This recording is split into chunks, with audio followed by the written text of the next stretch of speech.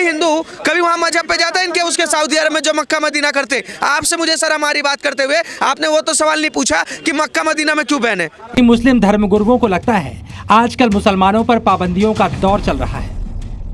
महाकुंभ में मुस्लिम बैन सुनकर सीएम योगी भी हो गए हैरान। फिर जो हुआ देखते रह गए लोग। महाकुंभ में क्यों जाना चाहते हैं ये मुसलमान, बड़ा सच आया सामने। मुसलमानों के प्रवेश पर पाबंदी का मामला गर्मा गया है। महाकुंभ के मेले में मुसलमान बहन क्यों नहीं आ सकते मेले में, या फिर नहीं लगा सकते दुकानें? जैसे कि आप इस वीडियो वायरल हुए में देख सकते हैं कि दुकानों पर मूत्र मिला करके और जूस में भक्तों को पिला देते हैं, कस्टमर को पिला देते हैं अनजाने में। और देख सकते हैं आप इस वीडियो में कि काजू को पैकिंग करते हुए जुठार के थूक के पैकिंग कर रहे हैं इन्हीं की वजह से। और हम चाहते भी हैं कि हर हाल में गैर सनातनी का वहां प्रवेश वर्जित होना चाहिए।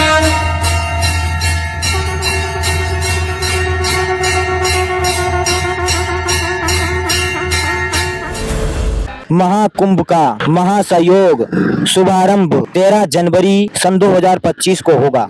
45 दिनों तक चलेगा, इसका समापन 26 फरवरी। मुसलमान जाए तो जाए कहाँ? मुसलमान को आप नमाज पढ़ने नहीं दे रहे हैं मस्जिद के अंदर, वहाँ परेशान कर रहे हैं। लाउड स्पीकर पे आप आवाज़ अपनी उठा रहे हैं कि साहब लाउड स्पीकर तेज आवाज़ में होना चाहिए। अब मुसलमान व्यापार कर रहा है तो उसमें नहीं करने दे रहा है। महाकुंभ में मुसलमान भाईजान जाने के लिए तैयारी किए जाने की बात कही है। समाज ने मुसलमानों को दुकानें आवंटित नहीं करने की मांग दोहराई है। हमने तो आज फैसला लिया, उन लोगों ने पहले फैसला लिया है कि किसी भी हिंदू की मक्का मदीना में एंट्री नहीं होगी। आप नहीं लगाएंगे, आप वहाँ जूस नहीं बेचेंगे, आप वहाँ चाय नहीं बेचेंगे, आप वहाँ खाना नहीं बेचेंगे और आप परचून की दुकान वहाँ नहीं लगाएंगे। इस तरह के वातावरण हमारे देश दुनिया में बन रहे हैं। अनेक धर्मों की जो स्थिति, जो सनातन धर्म पे यदाकदा प्रहार होता रहता है, ऐसे में हम लोगों की जिम्मेदारी बनती है कि हम लोगों को जगाएं, हिंदुओं को जगाएं, सनातनियों को जगाएं। एंटी सनातन है, इन्हें सनातन से बहुत दिक्कत है, तो जिन्हें सनातन से दिक्कत है वहाँ सनातन के कार्यों में इनका क्या काम है? मेरे अंगने में तुम्हारा क्या काम? ट्रेंड बनाया हुआ है कि जहाँ भी सनातनी हिंदू है उनको अपनी थूक खिलाओ, उनको पेशाब पिलाओ। तो कहाँ तक हम इनको बर्दाश्त करेंगे? इसीलिए मेले में ऐसा कोई विवाद न हो जो उनके लिए हानिकारक होगा, इसीलिए बैन लगाना अति आवश्यक है। आज अगर ये बात बोलनी पड़ रही है कि वहां दुकान नहीं लगाने देंगे, इसका जिम्मेदार है कौन? वो लोग जिम्मेदार हैं जो थूक रहे हैं, प्रसाद में भी गऊ की चर्बी मिला रहे हैं, वो लोग जिम्मेदार हैं। और ये होना चाहिए। इस संवैधानिक देश में अगर सबको अपने अपने पूजा पाठ करने का अधिकार है तो सनातनियों को भी पवित्रता के साथ अपनी पूजा पाठ और कोई भी कुंभ को संपन्न कराने का अधिकार है। यात्री यहाँ आता 2 महीना मेले में रहता है, आप कोई बगल मछली बेचेंगे, मांस बेचेंगे, उसकी भावनाओं को ठेस पहुंचाएंगे। इस तरीके से कहीं कोई तीर्थ हज यात्री है, वहाँ 10 तो सुबह टांग दे, अच्छा लगेगा? उसको मानसिक दुख नहीं, कष्ट नहीं है। एक दूसरे का आदर करने का अभ्यास सिखाए जाते हैं। मैं तो कह रहा हूँ मुसलमान हनुमान चालीसा पढ़ने को बोले, मैं पढ़वाऊंगा। संतों के स्नान पर जो सवाल उठाते हैं, जो गंगा मैया के स्नान पर सवाल उठाते हैं, उनको वहाँ पर करना क्या है? मुझे पहले एक बात ये बताइए। आप सीधी बात है कि जो राम के अस्तित्व पे सवाल उठाए, जो कहीं ना कहीं राम और रामायण पे बात ना करना चाहे, जो हमेशा बाबर और मुगलों को अपना बाप माने, तो कृपया करके वो वहाँ पर ना आए। हमने परहेज किया है और ये हमें धार्मिक स्वतंत्रता हमारा संविधान देता है कि सरकारों को भी हमारे हिंदू हितों के लिए फैसले लेना पड़ेंगे।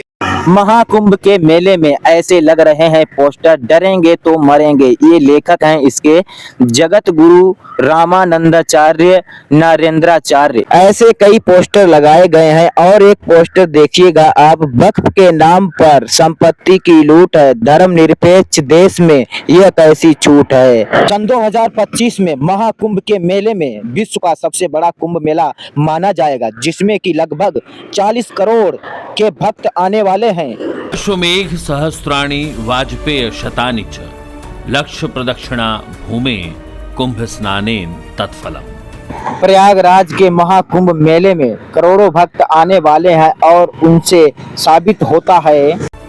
विष्णु पुराण में लिखा है कि 1000 अश्वमेघ यज्ञ, 100 वाजपेय यज्ञ, 1 लाख भूमि की परिक्रमा करने से जो पुण्य फल प्राप्त। लाखों की संख्याओं में आने वाले भक्त अपनी आस्था को लेकर के आज प्रयागराज की धरती पर महाकुंभ के मेले में आते रहे हैं और इस जो 12 साल के बाद महाकुंभ का मेला लगता है तो दुनिया का सबसे बड़ा मेला लगता है। यहाँ पे कई देशों के लोग भी आते हैं और इसे मेले की महानता को भी जानते हैं। जो लोग संस्कृति या फिर इसके बारे में, इनके पूजन के बारे में, इनके देवों के बारे में, इनके भक्तों के बारे में जो जानता है उतना ही उसे बहुत ही माना जाता है। यहाँ पे गंगा नदी त्रिवेणम संगी भी कहा जाता है और इसमें कई भक्त श्रद्धालु आने वाले हैं। की लगाने के लिए लाखों करोड़ों की तादाद में साधु संत और आम लोग पहुंचेंगे। व्यथित हूँ, मेरे मन की जो पीड़ा है वो इतनी है महाराज कि मैं देश के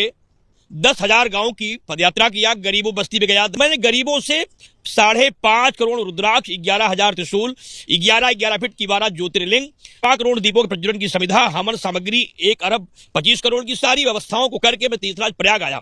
21 अक्टूबर को मेला प्रशासन को मैंने प्रार्थना पत्र दिया और उसमें मैंने कहा कि आतंकवाद विनाश के लिए, भारत हिंदू राष्ट्र के लिए, बांग्लादेशी हिंदुओं की सुरक्षा के लिए, गंगा जल प्रवाह के लिए, भ्रूण हत्या बंद होने के लिए, सेनाओं के मजबूत होने के लिए 1108 कलश स्थापित होंगे। उसके लिए मुझे 300 बाई 300 केवल सीमित जगह दे दी जाए, इसमें यह अनुष्ठान मैं कर सकूं। मुसलमानों को लेकर संतों ने सुना दिया फरमान, 8 अखाड़ों का फैसला अब बताना पड़ेगा पहचान।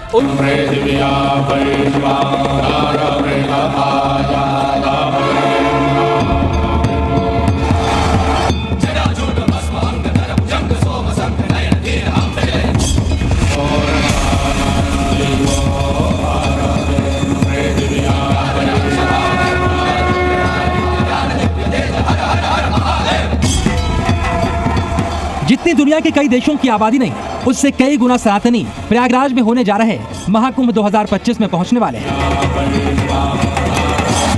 40 करोड़ से ज्यादा लोगों की अगवानी के लिए 34,000 करोड़ से ज्यादा का निवेश किया जा चुका है। प्रयागराज में संगम किनारे की रेत पर ऐसी दिव्य नगरी बस रही है जिसकी कल्पना भी दुनिया के तमाम देशों के लोग नहीं कर सकते।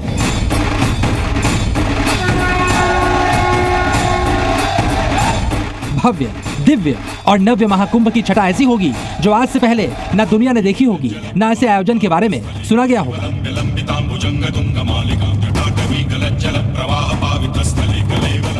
देवताओं को प्रिय संगम नगरी में श्रद्धा, आस्था और पवित्रता का वो नजारा दिखेगा जिसे देखने वाले इस अनुभव को पूरी जिंदगी भुला नहीं पाएंगे।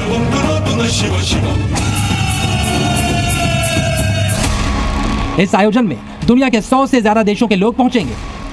कई देशों के राष्ट्राध्यक्ष भी महाकुंभ की छटा को निहारने आएंगे, लेकिन इस महाकुंभ में मुसलमानों की एंट्री पर बैन की तैयारी है, जिसका ऐलान बहुत जल्द हो सकता है। अखिल भारतीय अखाड़ा परिषद की बैठक में इसका फैसला लिया गया। अखाड़ा परिषद के साधु बार बार इसे दोहरा रहे हैं और इस बात से देश भर के साधु सन्यासी भी सहमत हैं। लेकिन अब तक के सबसे भव्य और दिव्य महाकुंभ के आयोजन से मुसलमानों को दूर रखने की संत समाज की मांग से मुसलमान बेचैन हैं। महाकुंभ की इकोनॉमी जिसके अरबों खरबों के होने की बात कही जा रही है, उससे मुसलमानों को कुछ नहीं मिलेगा। ये बात मुसलमानों को हजम नहीं हो रही। संतों का कहना है वो नहीं चाहते सनातन की पवित्रता किसी भी तरह खंडित हो। माना जा रहा है कुछ दिनों में संत समाज की ये मांग मानी भी जा सकती है, क्योंकि मुख्यमंत्री योगी आदित्यनाथ प्रयागराज के दौरे पर संकेत देकर गए हैं कि संत समाज की भावनाओं का सम्मान किया जाएगा। संतों के साथ बातचीत हुई है, बैठक हुई है और सभी लोग बहुत सकारात्मक भाव के साथ कुंभ के साथ जुड़ेंगे। देखिए, प्रशासन और शासन की व्यवस्था एक नैतिक व्यवस्था के साथ जुड़ी है और संत ही इस व्यवस्था के साथ जुड़ करके इसे भव्य और दिव्य बनाएंगे और प्रयागराज को एक बार फिर से हम वैश्विक स्तर पर पहुंचाने का कार्य करेंगे। साधु संत लगातार अखाड़ा परिषद के इस फैसले का समर्थन करते आए हैं और इसकी वजह भी खुलकर बताई जा रही है और दुनिया भर की नजरें कुंभ पर रहेंगी। ऐसे में किसी विवाद से बचने के लिए संत समाज का फैसला बाबा बागेश्वर को बिल्कुल सही लग रहा है। देश भर के संत समाज ने साफ साफ कहा कि वो किसी धर्म के विरोधी नहीं, लेकिन कई बार कुछ लोगों के उल्टे काम के गंभीर परिणाम सामने आ सकते हैं। ऐसे में महाकुंभ की पवित्रता बरकरार रखने के लिए संत समाज के फैसले का सम्मान करना चाहिए। अगर मुस्लिम इस फैसले से नाराज और परेशान है तो इसकी सबसे बड़ी वजह है लाखों करोड़ों की इकोनॉमी वाले महाकुंभ से पूरी तरह से दूर हो जाने का खतरा, क्योंकि इस बार प्रयागराज महाकुंभ रिकॉर्ड 40 करोड़ से ज्यादा लोगों की अगवानी करने जा रहा है। तो भी इकोनॉमी में कितना बड़ा उछाल आएगा समझा जा सकता है। माना जा रहा है यूपी सरकार के साथ साथ स्थानीय व्यापारी और छोटे मोटे काम करने वालों की झोलियां भी भरने वाली है। इकोनॉमिस्ट प्रयागराज के महाकुंभ की इकोनॉमी के बारे में जो बता रहे हैं वो सुनकर जिन्हें इस महाकुंभ से महरूम किया जा रहा है उनका डर और ज्यादा बढ़ जाएगा, क्योंकि ये महाकुंभ राज्य को 1 ट्रिलियन की इकोनॉमी बनाने में भी बड़ा योगदान देने वाला है।